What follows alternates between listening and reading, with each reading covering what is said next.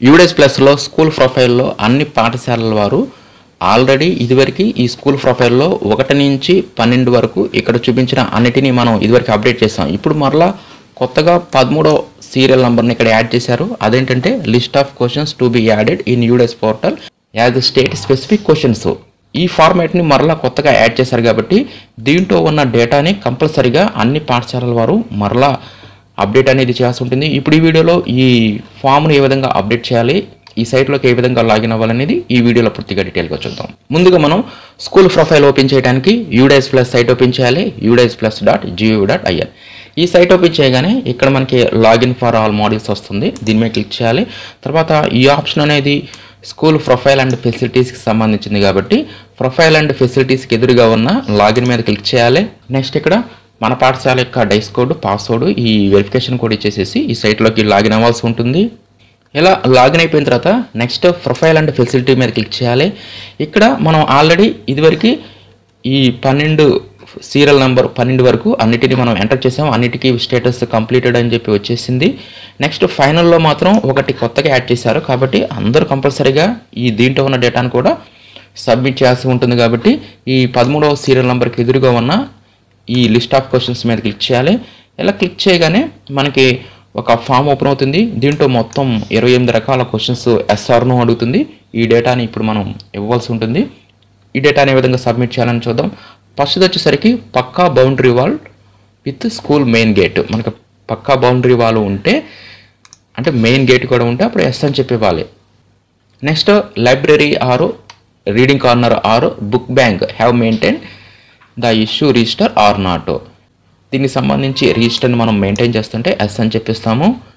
Next third question వచ్చేసరికి ఈ issue register అనేది అంటే లైబ్రరీకి సంబంధించి ఆ రిజిస్టర్ అనేది మనం రెగ్యులర్గా మనం అప్డేట్ చేస్తున్నామా లేదా అని చెప్పి ఇక్కడ అడుగుతుంది. ఇక్కడ మనం ఈ లైబ్రరీ రిజిస్టర్ని ప్రతిరోజు అప్డేట్ చేయాలి కాబట్టి ఇది కూడా మనం ఎస్ అని చెప్పి సెలెక్ట్ చేయాల్సి ఉంటుంది.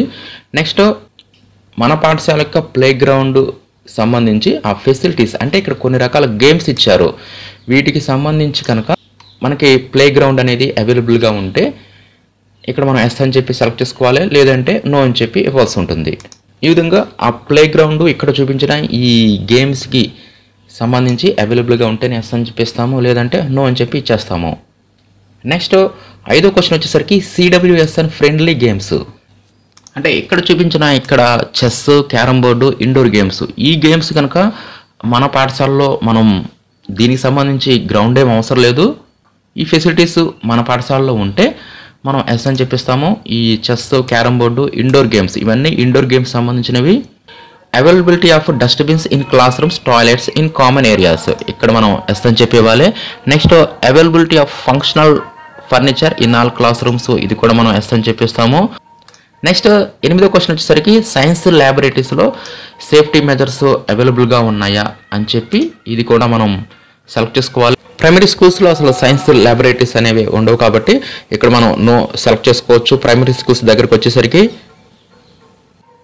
నెక్స్ట్ IFPలు ఏ పాఠశాలలో అయితే ఉన్నాయో వారు ఎస్ అని చెప్పిస్తారు, మిగతా వారు నో అని చెప్పిస్తారు.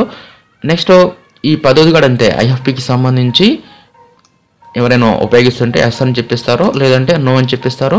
నెక్స్ట్ ఇది 11ది వచ్చేసరికి స్మార్ట్ టీవీస్ ఎక్కడైతే ఉన్నాయో వారు ఎస్ అని చెప్పిస్తారు.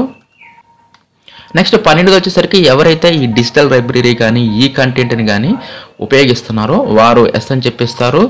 నెక్స్ట్ ఈ డిజిటల్ లైబ్రరీ కానీ ఈ కంటెంట్ కానీ CWSNకి సంబంధించి అంటే ఆ విద్యార్థులు కూడా ఉపయోగిస్తుంటే అప్పుడు ఈ 13వది ఎస్ అని చెప్పి సెలెక్ట్ చేసుకోవాలి. Next condition of kitchen shed with school premises ఈ కిచెన్ షెడ్ యొక్క కండిషన్ని ఇక్కడ మనం సెలెక్ట్ చేసుకోవాలి. Next kitchen garden properly maintained ఎక్కడైతే కిచెన్ గార్డెన్ ఉంటుందో వారు ఇస్తారనమాట ఎస్ అని చెప్పి, మిగతా వారు ఈ విధంగా సెలెక్ట్ చేసుకుంటారు. నెక్స్ట్ స్కూల్ బిలాంగ్స్ టు మన పాఠశాల అనేది మేజర్ పంచాయతీ కింద వస్తే అప్పుడు మేజర్ పంచాయతీ అని, లేదంటే పంచాయతీ అని, లేదంటే వార్డ్ అయితే వార్డ్ అని చెప్పి మనం సెలెక్ట్ చేసుకోవాలి. నెక్స్ట్ సెక్రటేరియట్ డీటెయిల్స్ ఇక్కడ మన పాఠశాల యొక్క ఇక్కడ సెక్రటేరియట్ని ఇక్కడ మనం సెలెక్ట్ చేసుకుంటాము. నెక్స్ట్ ఇంటర్నెట్ కనెక్షన్ అనేది మన పాఠశాలలో ఏ విధంగా అయితే వస్తుంది అంటే ఏపీ ఫైబర్ నెట్, లేదంటే Jio fibre, local broadband, Airtel broadband, లేదంటే ఎక్సెల్ బ్రాడ్బ్యాండ్ ఈ విధంగా వీటిల్లో కనుక వేటి ద్వారా అయితే మన పాఠశాలకు నెట్ వస్తుందో వాటిని ఇక్కడ మనం సెలెక్ట్ చేసుకోవాలి. అంటే మన పాఠశాలలో ఉన్న ఇంటర్నెట్ కనెక్షన్ టైప్ని ఇక్కడ మనం సెలెక్ట్ చేసుకుంటాము.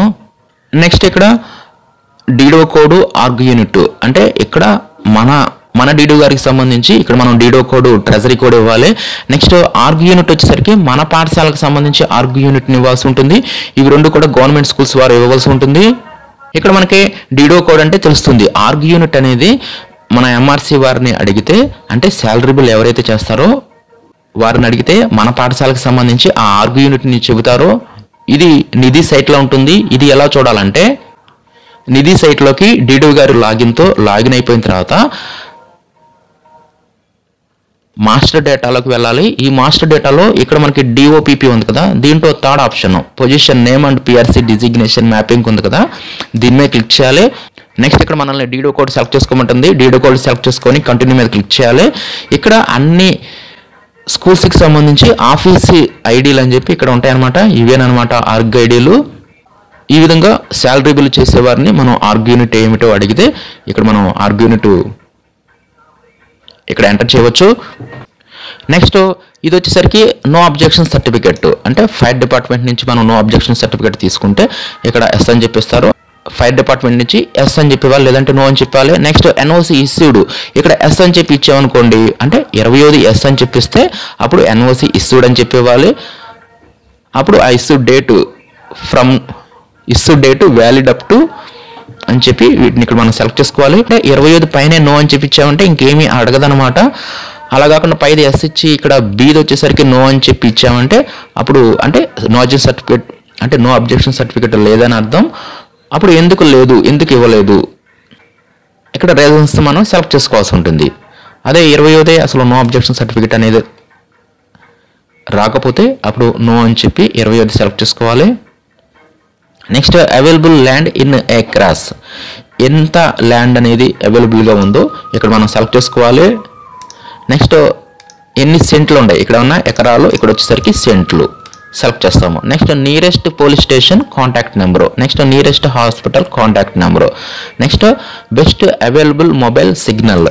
ఇక్కడ మొబైల్ సిగ్నల్లో మన పాఠశాల దగ్గరలో ఏదైతే స్ట్రెంత్ ఎక్కువగా ఉంటుందో, అంటే సిగ్నల్ బాగా బెస్ట్గా ఉంటుందో దాన్ని ఇక్కడ మనం సెలెక్ట్ చేసుకుంటాము.